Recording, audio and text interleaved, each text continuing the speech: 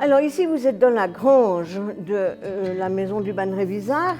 Et là, vous avez la plateforme de Rondelat qui vous indique exactement en dessus où sort la fumée quand dans la cuisine fumoir, il y a de la fumée. Donc la fumée, elle sort par la plateforme de Rondelat, elle s'étend partout et tout autour de la maison, il y a des ouvertures par lesquelles la fumée sort.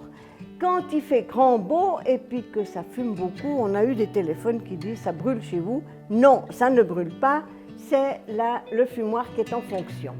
Cette maison a donc un toit 4 pans, elle cumule à plus de 8 mètres et en fait toute la partie qui est noire, c'est la partie authentique du XVIe siècle. Tout ce qui est plus clair, ça a été reconstitué parce que c'était pourri et puis qu'il fallait rénover. La maison a donc de ce côté, elle n'a pas de clous, elle n'a pas de vis et c'est construit en embriquage, donc tout à fait archaïquement. Vous avez une sous-toiture qui a été mise plus tard à la rénovation pour la bonne raison que maintenant on doit mettre sous un toit de bardeaux, parce que le toit étant couvert de bardeaux, de bois, une toile anti-feu, et pour ne pas qu'on la voie trop, on a dû mettre un lambrissage tout partout.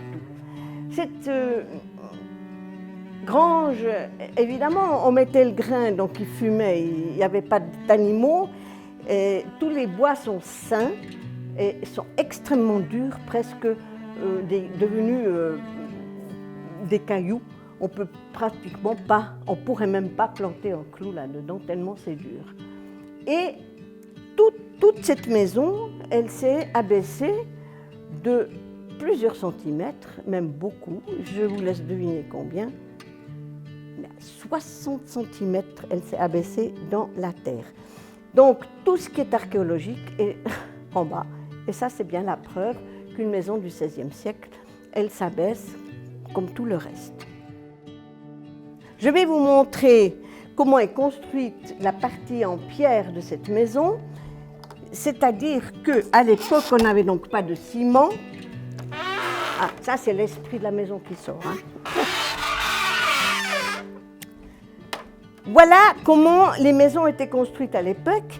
On posait des pierres les unes sur les autres et on enfilait un torchis qui était fait de cailloux, de sable, de chaux, même d'excréments d'animaux, de paille. Et on fourrait ça là-dedans, entre les cailloux, ce qui veut dire que, évidemment, ça ne résiste absolument pas à l'humidité. Donc, pour les murs extérieurs, il fallait faire un crépi très épais pour protéger les murs. Et actuellement, toute la maison repose sur des gros solins, c'est des grosses pierres comme ça, et les piliers centraux sont posés sur des grosses pierres. Donc il n'y a pas de ciment, et ça dure quand même presque plus longtemps que le ciment. Alors, ici, vous avez la relique du père Marty. Cette armoire, elle était dans sa cuisine, et puis elle est noire comme la cuisine, comme vous pouvez voir, et lui, effectivement, l'homme était aussi noir que c'est son armoire en fin d'année. Et moi, je faisais un film sur ce monsieur Fritz Marty.